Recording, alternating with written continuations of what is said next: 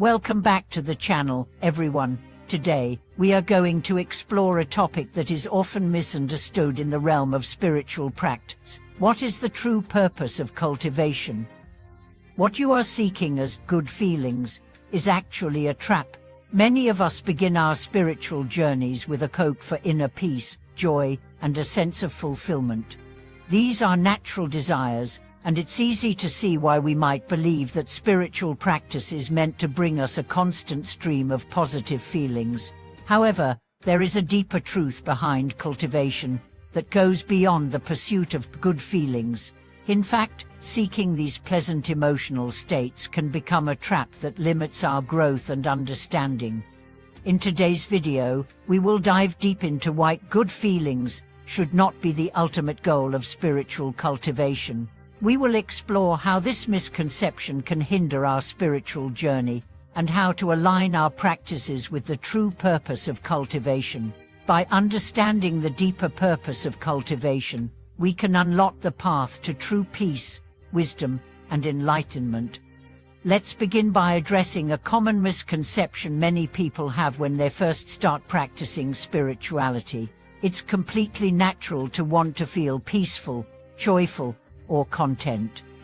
These feelings are universally sought after, and many of us turn to spiritual practices like meditation, mindfulness, or yoga with the expectation that they will help us feel better, calmer, happier, more at ease. But while these positive emotions are certainly pleasant and can be part of a spiritual practice, they are not the ultimate goal. In fact, becoming attached to the pursuit of good feelings can prevent us from experiencing the full benefits of spiritual cultivation. One of the key teachings of spiritual traditions, particularly in Buddhism, is that attachment to feelings, whether positive or negative, leads to suffering. When we focus solely on achieving happiness or peace, we are placing our well-being in something temporary and fleeting. Emotions, by their nature, are transient. They come and go, and if we base our sense of self or our fulfillment on these temporary states, we will always find ourselves in a cycle of craving and dissatisfaction. This is where spiritual practice comes in to help us transcend this cycle and discover a deeper, more lasting peace that is not dependent on external circumstances or fleeting emotions. So, what is seeking good feelings a trap? The pursuit of emotional highs can easily become a distraction from the true purpose of cultivation, which is to develop wisdom, clarity, and inner stillness. When we focus on obtaining specific emotional states, we lose sight of the broader goal of spiritual growth. In reality, the deeper purpose of cultivation is not to chase after emotions, but to transform our relationship with them. Instead of becoming attached to positive feelings or trying to avoid negative ones, spiritual practice encourages us to observe our emotions without attachment, allowing them to rise and pass naturally without becoming entangled in them. The Buddha taught that the root cause of suffering is ignorance of the true nature of ourselves and the world around us. We suffer because we cling to impermanent things, including our emotional states.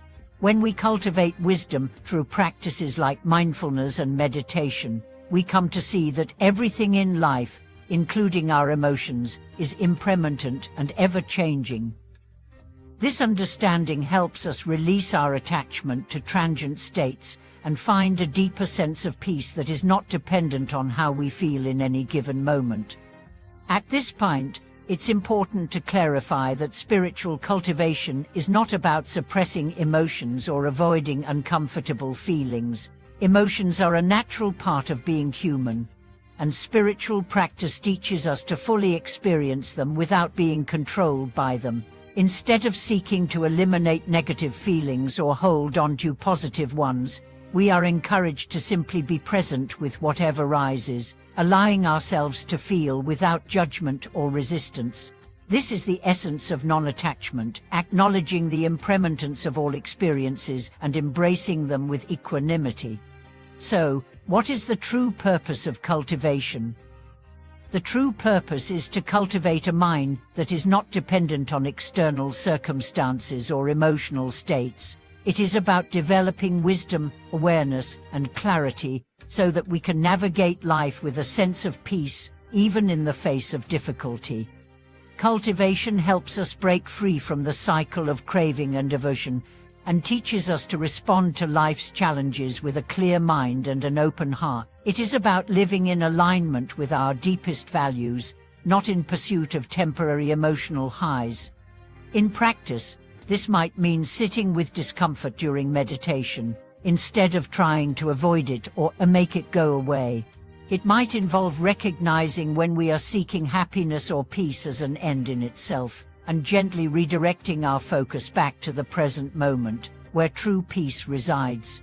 Spiritual cultivation helps us realize that we don't need to chase after good feelings to find contentment. The more we practice mindfulness and cultivate wisdom, the more we understand that peace comes from within, independent of external circumstances.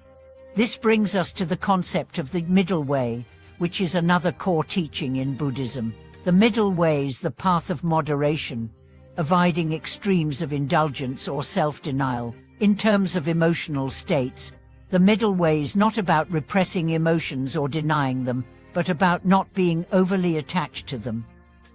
We allow ourselves to experience both joy and sorrow, pleasure and pain, but we do not let these feelings define us or dictate how we live. The middle way teaches us to find balance in all things, including our emotions, and to cultivate a sense of inner peace that transcends the uppers and downers of daily life.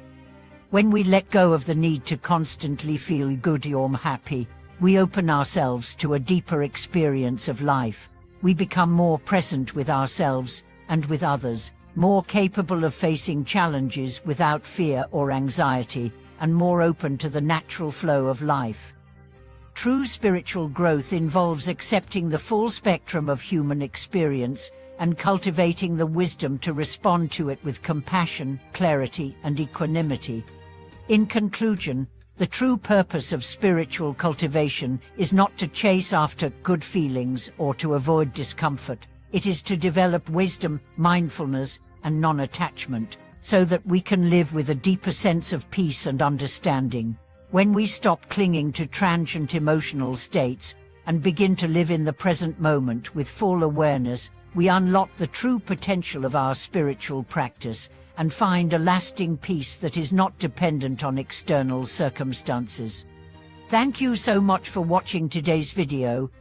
I hope this exploration of the true purpose of spiritual cultivation has given you valuable insights into how we can approach our practice with greater understanding and mindfulness.